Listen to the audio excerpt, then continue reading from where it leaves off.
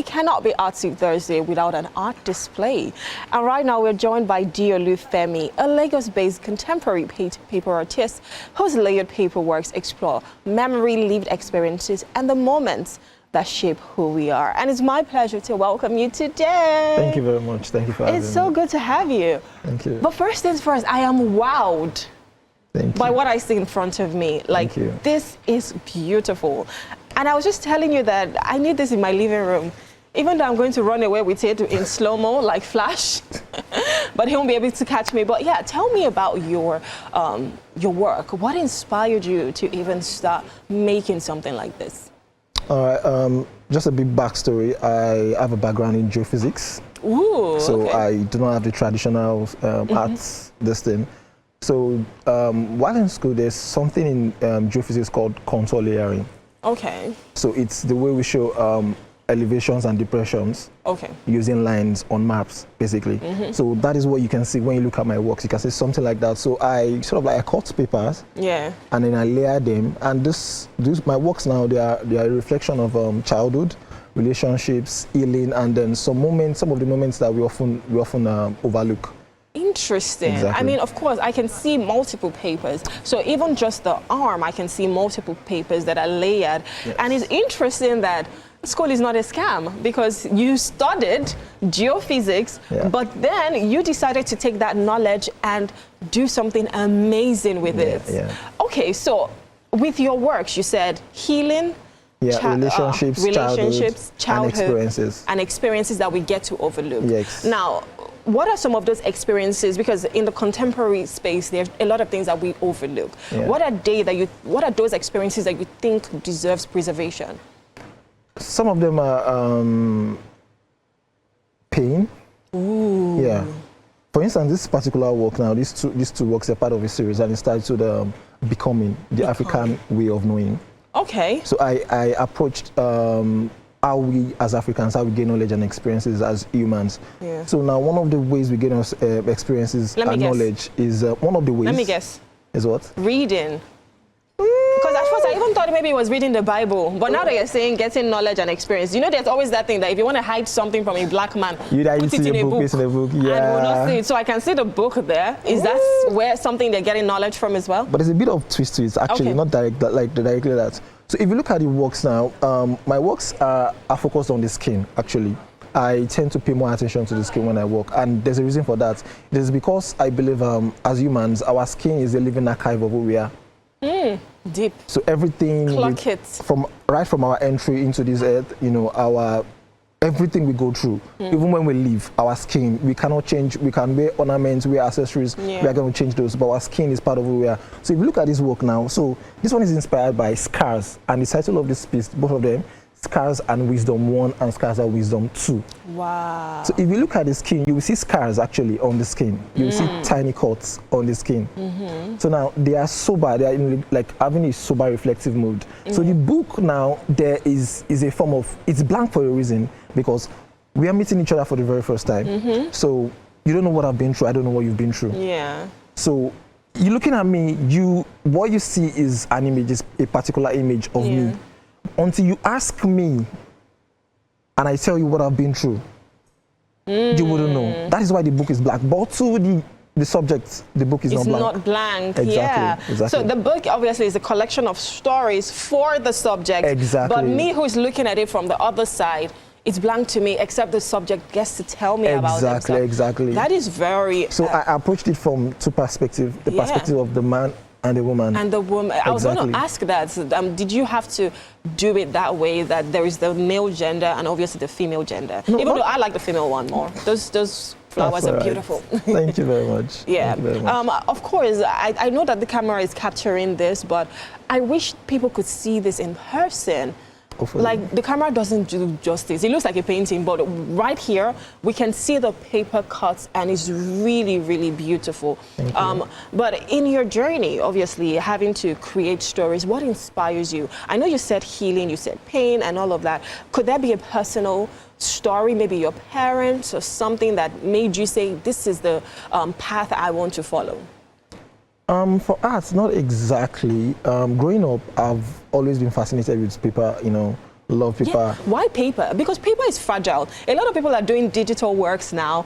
Why paper? So paper is a very flexible material, and it's a two-dimensional object as well.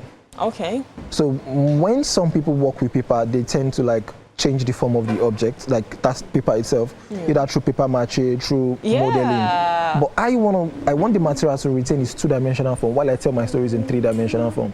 Okay. Just like human, we can be soft, we can be delicate. Yes. But then when we put the right things together, we can be as strong as we can be. So hence the layering now. So when you layer these works together, stacking them together. So this work you're looking at up to like 9 layers, individual cut layers. So I cut each individual layers and I stack them on each other to form the images. Yeah. Interesting. So is this a regular paper? No, not a regular paper. Is it cardboard? No, it's not cardboard per se. It's not cardboard. I use acid-free papers and then so that for longevity. Okay. So some people go 50 to 70 years or more. Oh, and then I paint also some of the areas, like the skin, for example. Yes, I can see there's different colors, or rather different shades. Yeah, exactly. Okay, interesting. I mean, when I was in secondary school, I learned paper mache, even though I don't think I have the artist in me. I didn't do so well. But for someone who's thinking about it, like, you know what, maybe I have a gift and I want to go into something like this, what are some key tips you would give to them? I would say experiment, try different things, you never can tell what works for you. I mean, paper it's paper for me. And then I didn't actually start like this. I started by working for schools, like doing designs in schools. Oh. So I do designs for schools and then... Do you do the spray paintings? And not spray paint, I'm a paper artist, so everything I do is around paper. Oh, wow. So I have different, there's paper modeling, there's paper mache, there's paper cutting, there's paper... different ones. I have skills in all of them. Wow. So just experiment, you never can tell what works for you. So that means I should have experimented now. It's not too late. It's not too It's not too late. Maybe I would just try and I'll be an artist. Absolutely. And I'll come and show you what I've done. Absolutely. This is amazing. I mean, you must be so proud of yourself. But tell me about your family in, your work. Was there a point where they said, don't do this?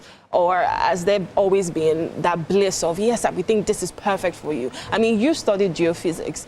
I'm sure maybe they thought when you're going to come out, you work for an oil exploration company or something like that. Yeah. But what was it like? I didn't really get much of a resistance from my mother's side. Okay. But for my dad, a little bit of resistance. But then it wasn't nothing I could undo.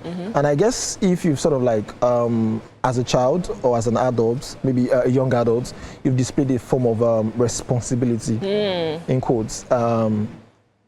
Parents and people around us tend to be able to like support and put things around. Trust your decision. Trust you to do things. Yeah, even times when I've been known for, they don't see me for years, for example. Even when I was in school, I didn't know I was going to do this. Wow. Because I was doing it before going to school. I was playing with papers before going to school to study geophysics.